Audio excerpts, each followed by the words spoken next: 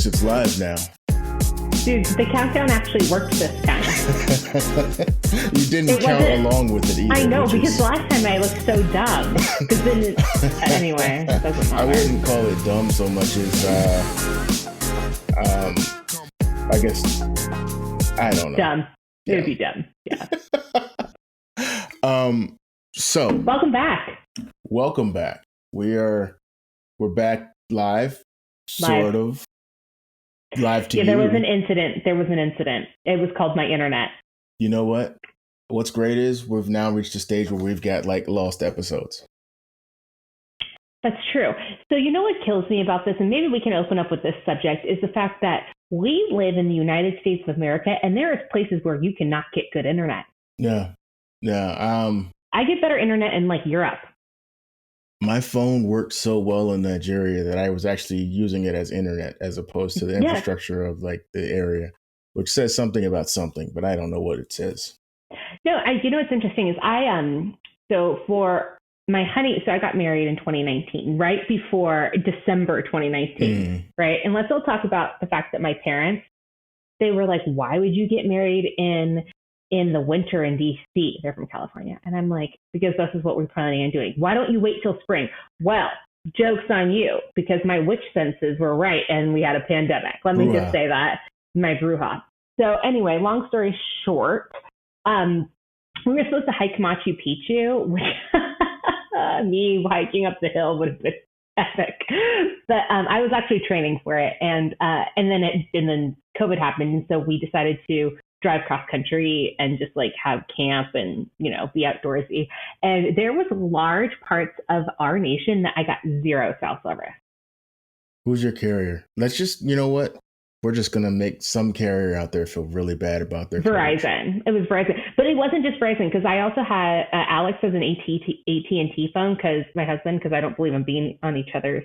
I don't know why. That's really weird now that I said it out loud. And he didn't have service either. It's baffling that we live in a country that there's no. Also, I also think it's baffling that we allow people just not to have internet. I don't know if you saw that news clips from when the pandemic first started, but it was kids trying to do their homework outside Taco Bell and using the free internet at Taco Bell because they didn't have internet. And it's actually in the town I went to high school in, which is crazy. But it's just, yeah. We've somehow found our way into my one of my soapbox wheelhouses, and that's availability of resources, and also somehow like dovetails with my let's save the post offices. And I know we're going to go right deep into the weeds, and we lost like half of our audience, so like 4 people just logged off. But well, also it also dovetails into another soapbox that you have, which is people who don't order things that are on menus, and that's Taco Bell. Oh my God. Okay, we're coming back to that one because the wonderful wild whites of West Virginia or something like that. I watched it. We'll get there. But so you know, the post office is like running out of money rapidly. They're the only government institution that like for some reason is required to turn a profit. But they offered a few years back to turn themselves into like the rural area like bank and internet provider. And Congress was like, that's too much like helping people, so we don't want to do that. Really? But, like, they were going to be that for all of these places where there's a post office and nothing else. And they were going to be like, hey, we're your bank and we're your internet provider, and we get all these services. Too good to be true. Well, it was how they were going to make money. They were going to offer low cost resources to people, and they were told no, like you can't do that because you're a quasi government agency. But libraries do that all the time. Right? But they're required to turn a profit. So like either I am or I aren't, but you can't am or I aren't. That's not correct. Let's just move past it. But I'm really not sure how to say it correctly, so we're going to pretend. You either are or you aren't. Look, you either are like or you aren't. As an adult, you're allowed to make up one word a year. And last year's was requestively. Yeah, that's right. Mine is, I don't have one yet. There is a word that Alex, one day in my text messages, I never read them before I send them, and I'm always like this, and I think it was like Stromboli or something. It was something like it was supposed to be strengthening. Well, you've been victim to my voice to text. Oh, yeah, me too. I'm a huge fan of voice to text, including the fact that it's probably not right when I hit send. I don't care. You're going to get it. And if you do you know that Microsoft Office, I write all my emails now that way. What do you mean? Meaning there's voice audio now, dictation for all Outlook emails. I do that for something. There's some website I can't. Oh, it's built in now, though. To anybody who doesn't want to hear cursing, I apologize. But there's a website called Reach It Faster, and you can literally just copy one page and drop it in there, and it literally does what it says. It helps you read it faster. So that's what I do.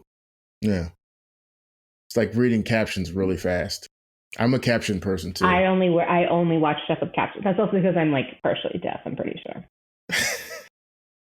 Wait, it was the partially deaf when I was on board, and then you said I'm pretty sure, and it's like, wait a minute.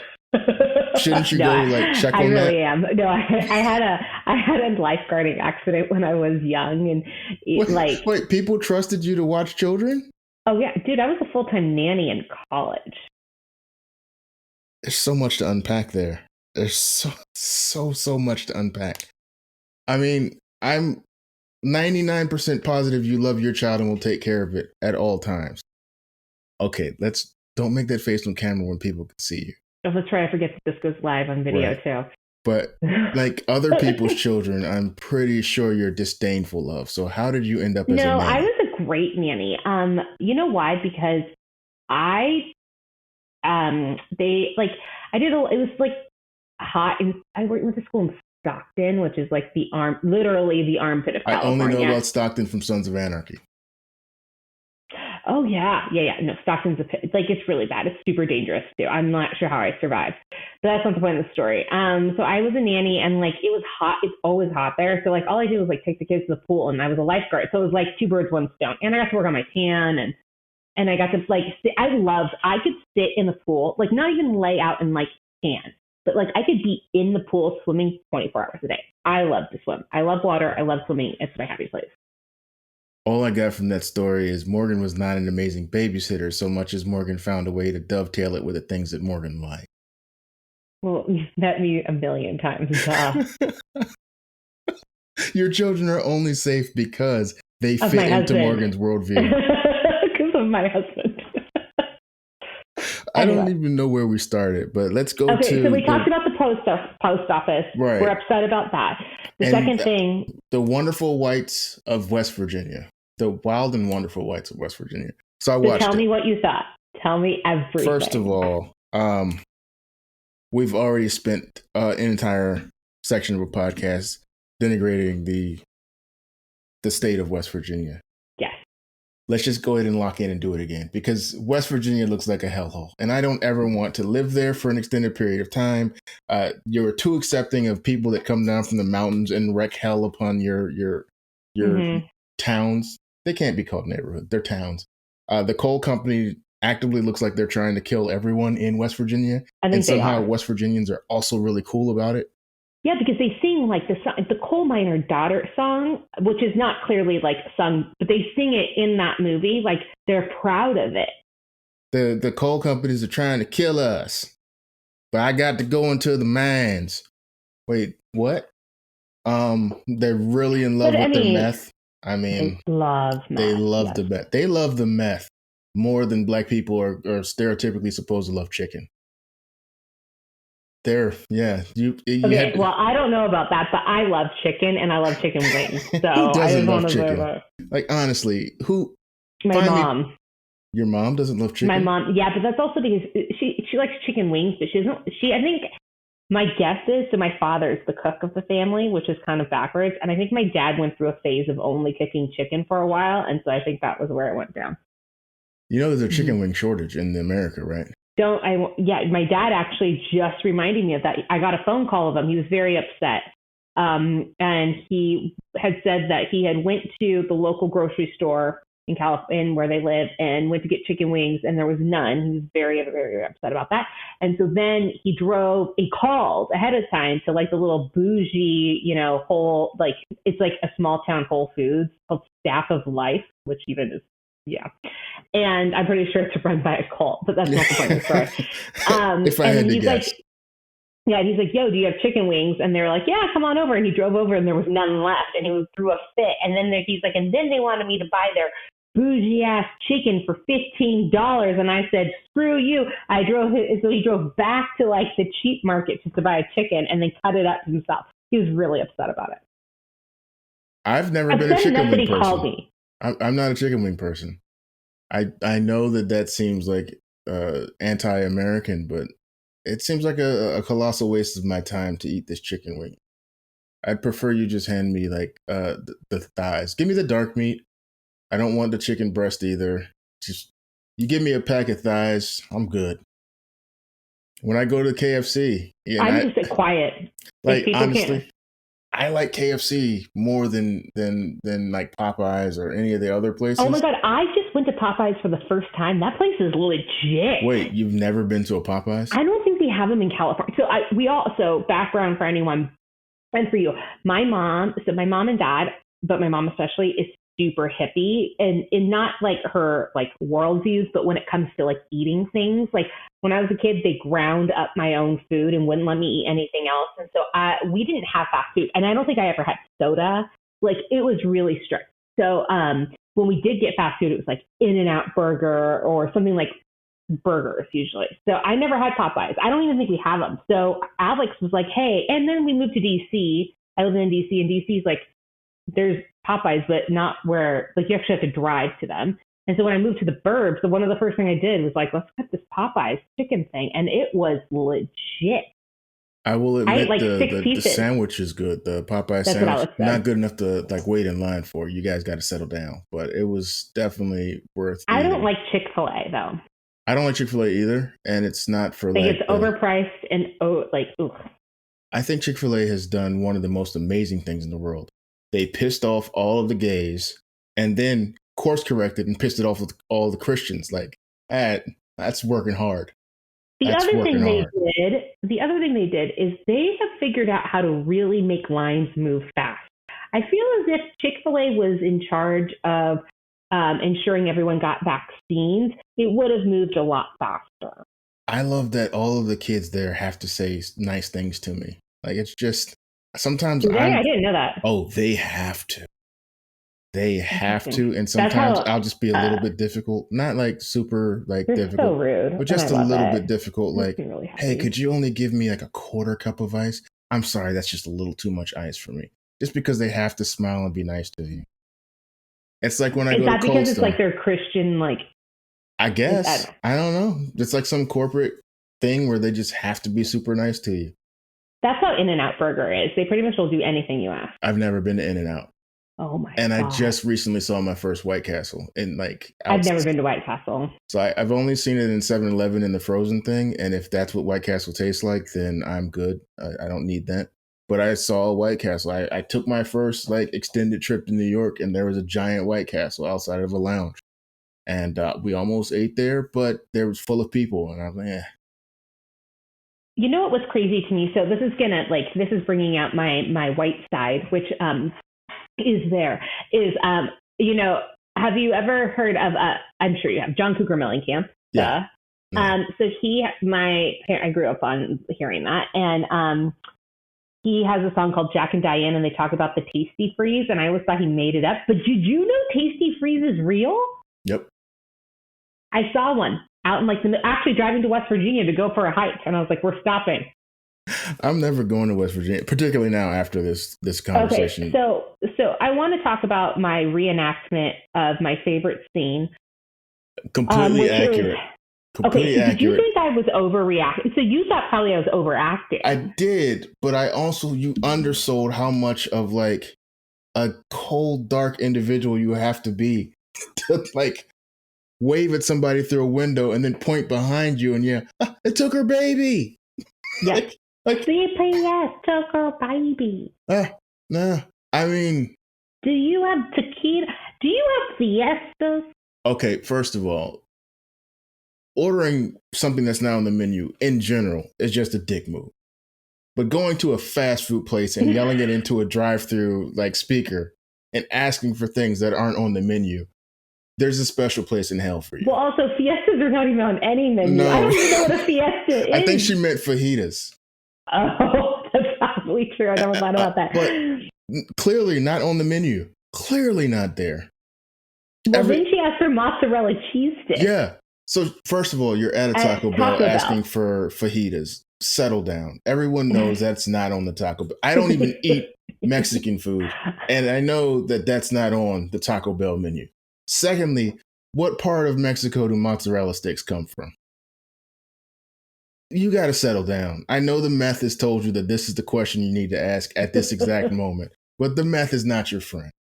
Also, I mean, I do think that we should think about moving the wild and wonderful whites of West Virginia into school curriculums of don't do drugs. You know, when we were kids, when they had like, this is your brain on drugs, and they like cracked the egg, all you got to do is watch that movie.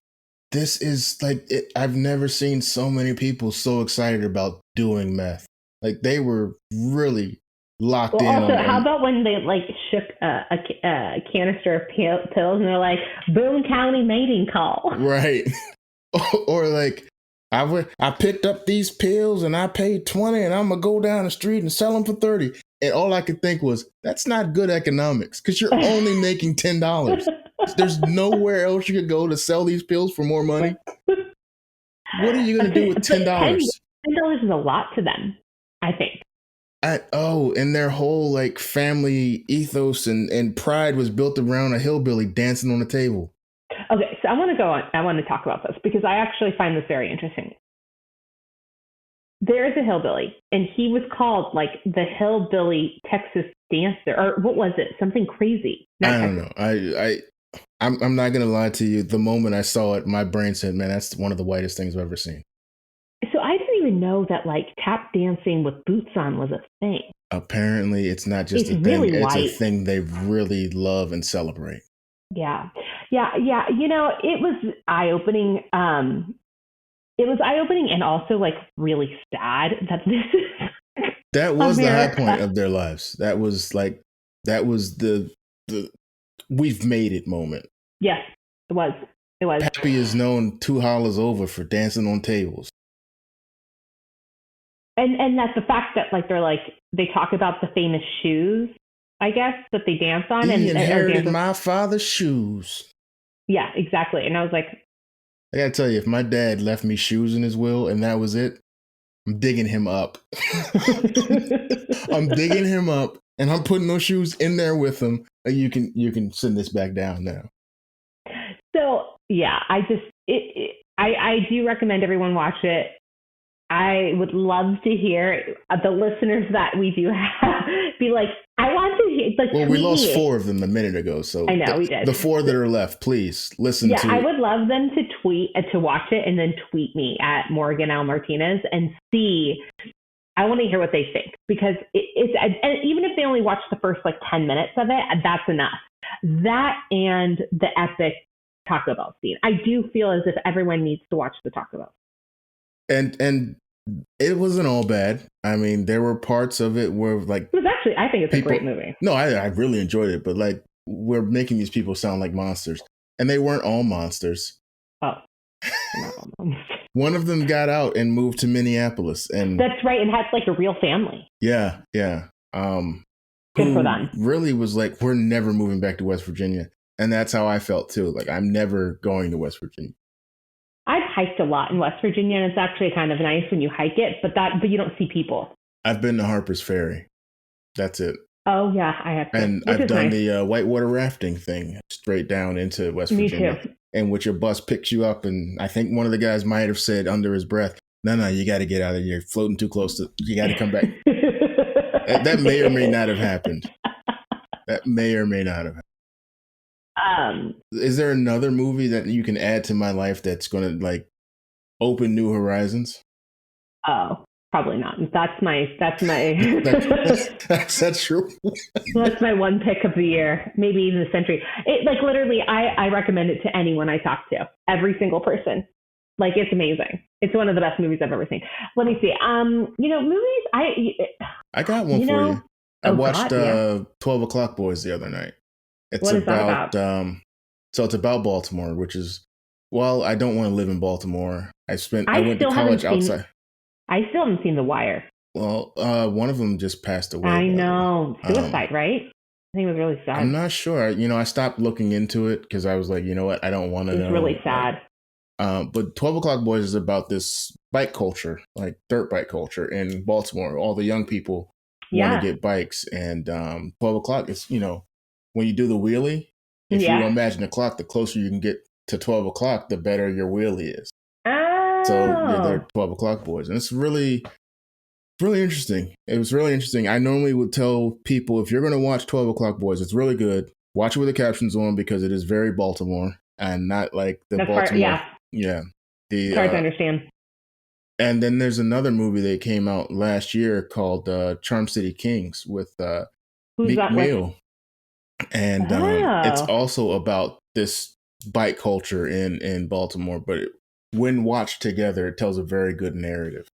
Where can we watch 12 O'Clock Boys? 12 O'Clock Boys, you might be able to find it on Amazon Prime. I was going to say, it sounds like Amazon Prime. Yeah, it's not new. I think it was like 2014, 2016, something like that. So it's got some years on it. But Charm City Kings is HBO Max. So I do have one for you because, see, you're talking about kind of the culture. So I grew up in a beach town, a very, very beach little town. My dad calls it a hot dog town because you either sell hot dogs, like there's not really any careers there other than tourism. But have you ever watched Lords of the Dogtown? I have heard of it. Didn't they turn it into a movie too? Yeah, it's a movie. So it's there's a documentary and a movie. There's a documentary and a movie, which are both very good. It's about how skateboarding started, like extreme skateboarding, like Tony Hawk skateboarding before Tony Hawk, right? And even how they made the wheels in order to have it stick. And I actually really liked the movie. The documentary is quite good, but the movie actually was very, very well done. And it like defines like the city that it's supposed to be in Venice, but I didn't grow up in Venice, but it is a lot of that kind of dirty / surfer feel is like where I grew up. Did you just call surfers dirty? No, yes, but like please give everybody your username again. No, not dirty. It's grungy. It's like a grunge. Dirty is the wrong word. It's grunge. And I stand by that statement for sure. Okay. I grew up there. It's like, it is cringy. It's like, Anyway, that's not the point of the story. Why am I even going into this? Anywho, Lords of Dogtown. You should see. I'll watch your 12 O'Clock Boys and up you Lords of the Dogtown. Lords of Dogtown. Got it. But watch the movie, not the documentary. You can find that, I believe, on Netflix. That's one of my favorites too. And like, okay, I'll tell you how into it, like my little beach town was. I remember my brother and I went to go see it and I took him. He was like, I think he was in junior high at the time. I must have been in high school. And like, we went to like the local movie theater or the small one, because like, it wasn't big enough to be on like the big ones, but Santa Cruz, where I grew up, like brought them in there and brought it there. And like, people were like cheering, like when it said like locals only. And like, it's just a thing. It like defines my childhood. I'll give it a shot. Where can it's probably I think Amazon Prime. I think it's on Amazon Prime. I don't know about you, but like my Amazon Prime subscription is only around because like every so often someone will say there's a movie and then that obscure movie will be there for me to watch it. And then I go back to forgetting that it exists. Oh, I use Amazon. Well, I mean, for movies like that, but then I use it daily to buy like, I don't know, toilet paper. I actually don't need that daily because I actually bought a Tushy, which we could see if maybe Tushy would come in and pay for this. But yes, I bought a Tushy. Oh, it's a freaking bidet that you like put onto your toilet. I gotta tell you, I've stayed in hotels where they have the bidet, and I tried it once, and like the squirting on my butt is just weird, and I don't want it to happen again. Because then there's I that love awkward it. moment of like, do I wipe it with toilet paper? Because that's not going to really be effective. And if I do it with like one of the towels that they leave there, like, what if I didn't bidet properly, and now I've got this towel, and the maid's going to judge me the next morning? She won't. Especially if you're like in Nigeria. That won't. No, because that's what you're supposed to do is use the towel. No, being serious. They're not going to judge you. That's what you're supposed to do is use the towel. Okay, I don't know. Maybe it's my upbringing, but if I was a maid and I came in and the towels were like a little bit. First of all, it's a setup that they give you white towels. I do too. Like, so in my I've been house, sweating all day. We use toilet paper or we shake it like a shelf.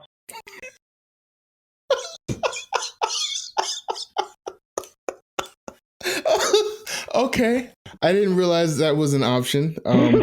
I feel like if I shook it like a salt shaker, then I would really just be like, I'd feel weird because like there's that breeze that just always happens. Like when you're wet, so you're inside and there's no air anywhere. The AC is off, and suddenly a breeze just makes your ass feel like it's like too cold. It's a little tingly. Yeah, no. I'm done with bidets.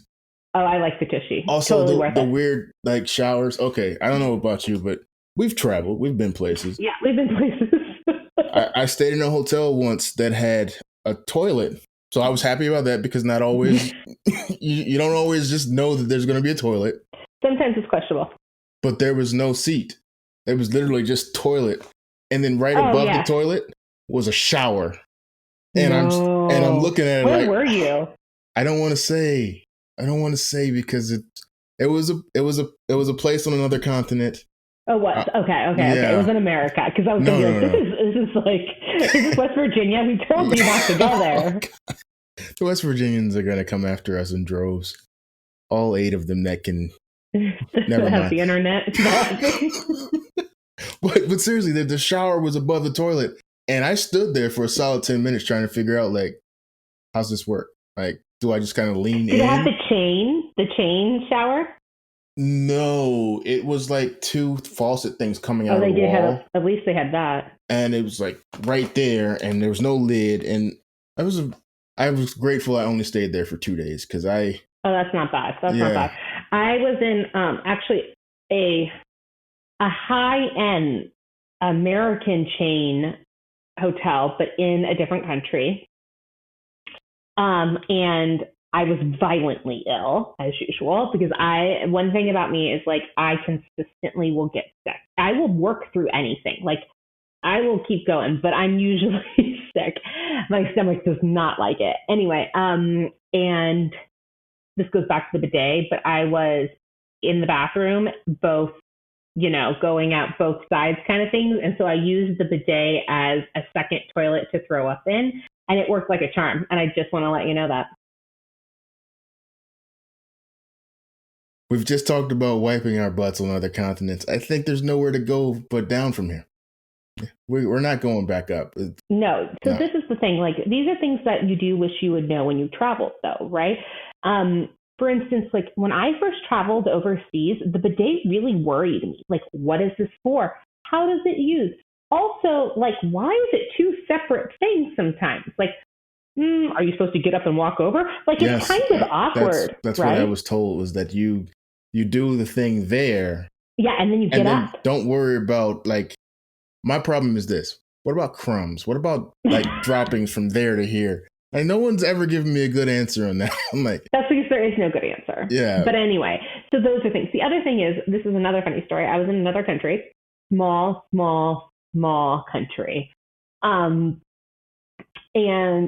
there isn't really any big hotels. They're all like little teeny tiny ones. So we stayed at, it was a good hotel. We was there for work. But we had to stay there longer than anticipated. And so people started running out of clothes. And this wasn't a country that you go run somewhere and grab a pair of underwear. So one of my colleagues, 2 of the colleagues I always pack, here's another little tip or trick, always pack dry Tide in a baggie. Now, here's the thing. Do not put said baggie in your carry-on because they think it's drugs. Okay? We had that happen. You need to actually pack it in your actual bag. Okay, tip number 2. That was a side tip. Anyway, if you pack tight and you don't know where you're going, you get stranded, you can wash your stuff in the sink. It's not always the cleanest, but it's better than nothing, right? Well, colleague A and colleague B were not smart like me, and I was not about to share my ties because our trip had already been delayed once, and I was like, it's definitely going to get delayed again, and I'm running out of undies, you know? And so they took the chance of going to the local person who cleans the thing in a big tub like this with a stick. And we're walking to dinner that night. And all of a sudden, I literally in downtown, this is not downtown, but the main street. And I'm looking and I'm like, look at those poor people. Their underwear is literally flying over drying. And it was our colleagues. Idiots. Always pack ties. Oh, man. I would just wash it in the sink and hang it. Well, yeah, but you have to have soap, and they didn't have soap.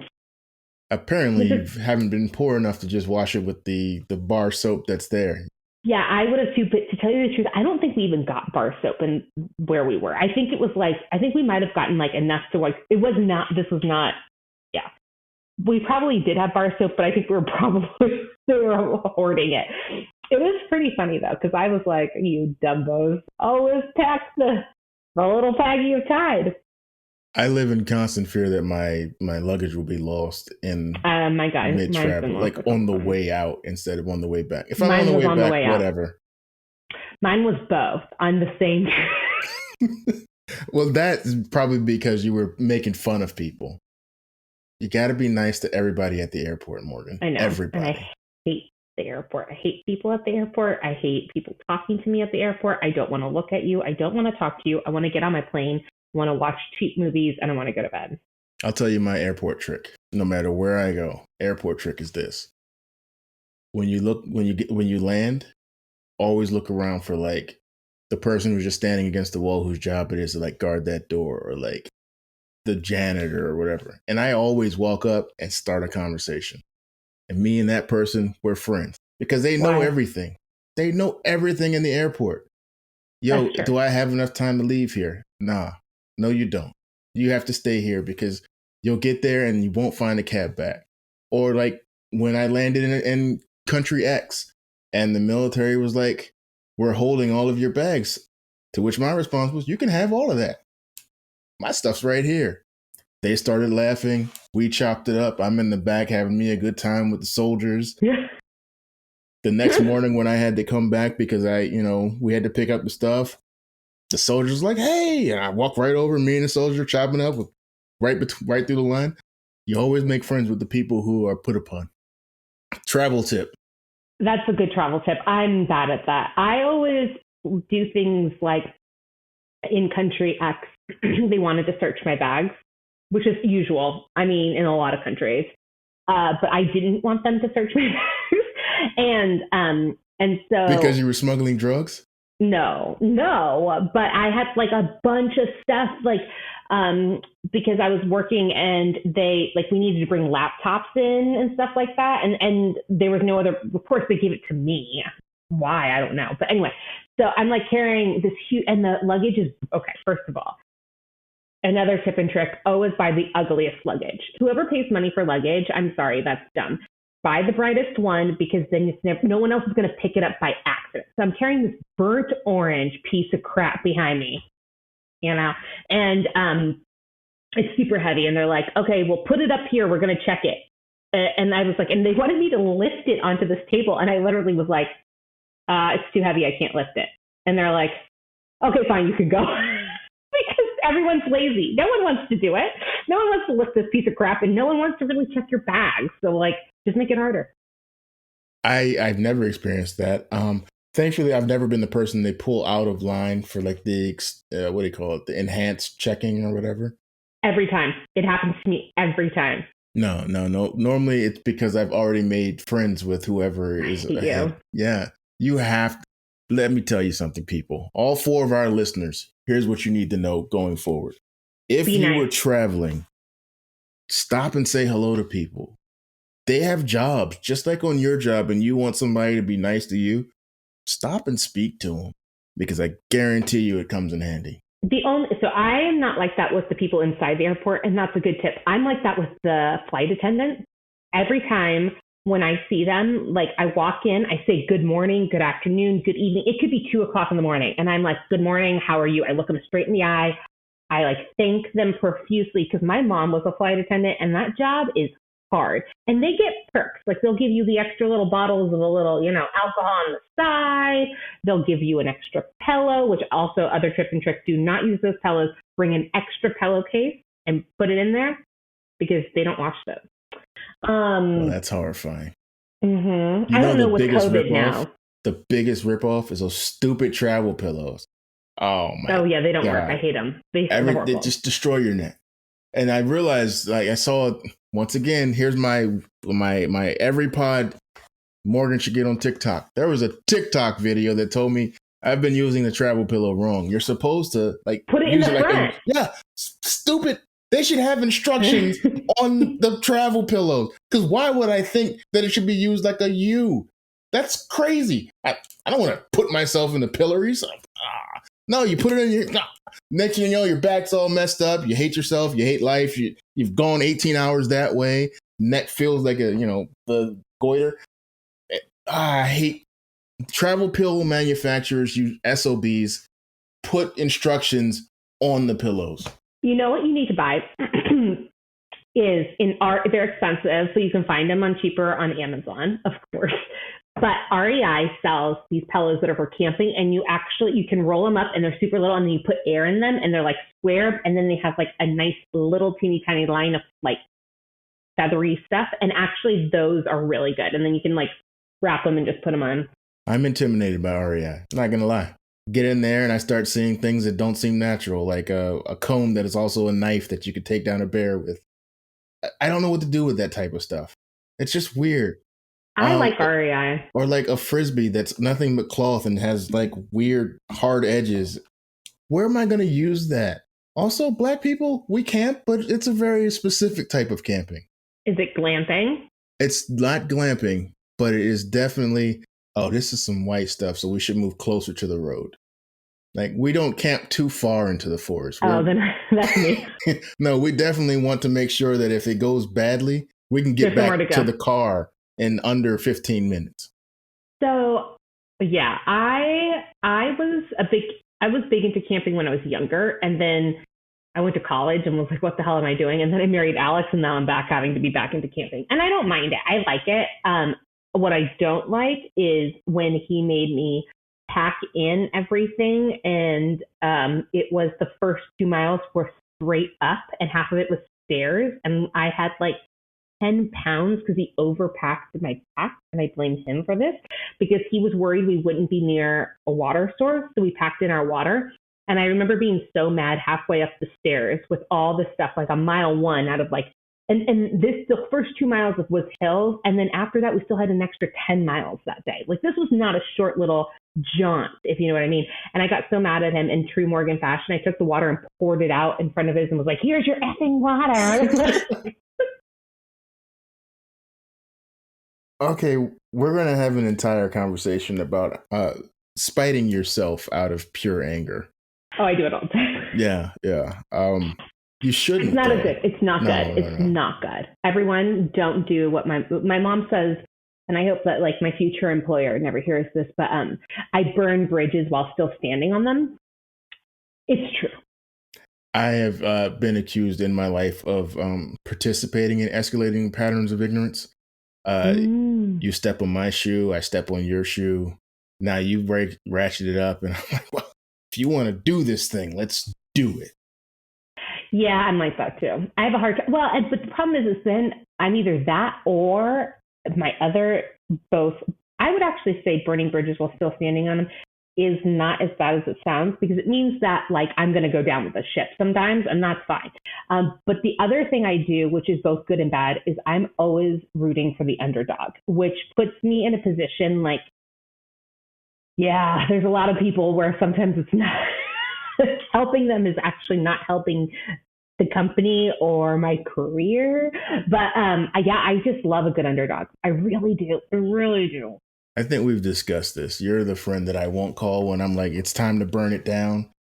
escalating pattern of ignorance has reached a point where we'll burn it down. Is you're coming with matches, and I need you to calm me down. If you need me, I won't calm you down. I'll be like, let's do it tomorrow. Okay. There's like this meme that's been on Instagram, and multiple friends have sent it to me, and that's what's worrisome is that means it's true. And it was like, Patty, what are you doing tomorrow? And then Patty goes, oh, I'm busy. I'm sorry, sweetheart. And she's like, what's going on? And the other person goes, oh, I was going to go over to Dan's house, my ex-husband Dan's house, and go and burn his house down because I found the woman that he's sleeping with. And Patty's like, hell yeah, I'll be there tomorrow. No, that's 100% who you are. But I love it. Like, everyone needs a friend where it's like, I'm going to shoot that school up. Well, no, not shoot the school up. That's a bad example. Yeah. No, don't shoot schools up.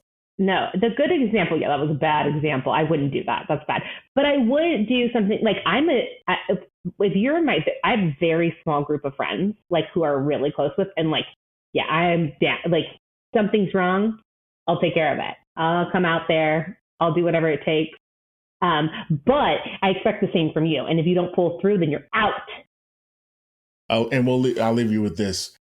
We used to have a rule when we would go to the club, like no matter what. You're coming home with us. Who didn't go to the clubs? Morgan, you were in clubs at some point in your life. Of course. I used to go to Vegas. You were probably every year. like a woo girl. Woo! Yeah. Like, I'm shocked by that. But there was a rule. You came with us, you come home with us. Everything in between, we'll sort out afterward. So if you get in the club and you start a fight with somebody, if it's just you, that's your problem. But the moment somebody else gets involved and it's now 2-on-1, now we got to fight with you. And like now we've got to all be like risking our lives because you're coming home with us. But we reserve the right to tell you how stupid and wrong you were afterwards. Oh, yeah. And not take them back again. Yeah, no. We had a couple of friends where we were like, sorry, like you're not going back to that place again. Right. And I reserve the right to not go places with you again. Yes, but you came with me, you're going home with me. Okay. You're part of the tribe. Yeah. Part of the tribe. Probably led us to some situations we shouldn't have been in, but so be it. Welcome to my life. So here's the thing. We are lining up some really good guests. Absolutely. Dr. Bernadette will be the next person, the next voice that you hear. We are going to do something soon, hopefully within the next week with Dr. Bernadette. We've got our hair styling, clothing in the workplace. I'm excited about that. Yeah. Because yeah. No, I mean, Lord knows. We're going to talk about that. We got so many that it's hard to keep up with them. We're doing the neurodiversity. So if you've got ADD or ADHD or anywhere on the spectrum, we're going to talk about that. And we are. Morgan and I are not experts on anything, but we will give you all of our bad opinions and be corrected by experts. Armchair experts. Yeah, no, I'm going to say some wild stuff just to get the conversation going. That's like how conversations go. We're shock jocks. We're not shock jocks. No, I'm so boring. Well, we've got some stuff coming up, and I'm really excited. We're going to be interviewing Chico Beneman again. He was on the show, maybe 4 or 5 years ago. Like that's a long time. He's never met Morgan, so here we go. You should ask him about Michael Jackson. He actually met him. Oh, really? Yeah. Did he have a sparkly glove on? It was the video for They Don't Really Care About Us, but the prison version of it, not the like, let me find some random like Caribbean children and have them dance around me. I do think that he had a glove on that one. I mean, it's very real. He might have. I mean, we'll talk about how Michael Jackson is the greatest singer ever, but Prince might have been a better artist. Those are both not real comments that come out of my mouth. Those are real comments from this guy right here. Okay. I'm saying it. Sam joined us last pod too. So when the universes collide and Sam and Morgan meet, we've created the new MCU. I don't know. The multiverse is going to come together or fall apart, one or the other. But it will be a glorious disaster either way. Sam still has to judge you on your musical taste. My musical taste is absolutely fantastic. And you just got a little bit of a little blink of it about me knowing about John Cougar Mellencamp. So let's just all remember that. So, and this is something Morgan hasn't done yet and doesn't know, but she'll be having a playlist on the Spotify Brownstone account. That's right. This is going to be exciting, everyone. So listen up. So it's going to be Mixed Girl Mix. That's the title of it? I love it. So. Let's do it. So that'll be coming up in the next week or so. Yep. So you got to keep checking back with us. Our last video did 5,000 views, which is a big jump from 12. So it's because of me. It is because of you. That and the 8 people that listen to this show are watching it over and over and over again from different IP addresses. And we appreciate you. Yeah. We appreciate unique users. Yeah. Unique visitors, users. Hopefully we'll get sponsored by a VPN and we can run that number up to 10,000 views. Or we could get sponsored by Chick-fil-A. Chick-fil-A or Tushy. Tushy. They do podcasts. Actually, that's a really good one. Anyway. Okay. I will not be using your product myself, but good on you. I will. I'm not squirting my butt. Every day. Let's leave it with that. Already do. Okay, everyone. Until next time. Bye. Bye.